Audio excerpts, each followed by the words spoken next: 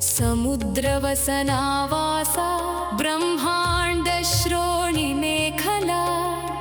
पञ्चवक्त्रा दशभुजा शुद्धस्फटिकसन्निभा रक्ता कृष्णा सिता पीता सर्ववर्णा निरीश्वरी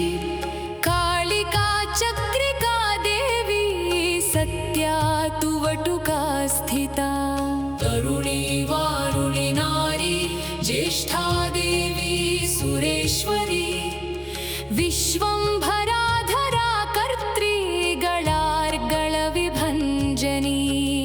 सन्ध्या रात्रिर्दिवा ज्योत्स्ना कला काष्ठा निमेषिका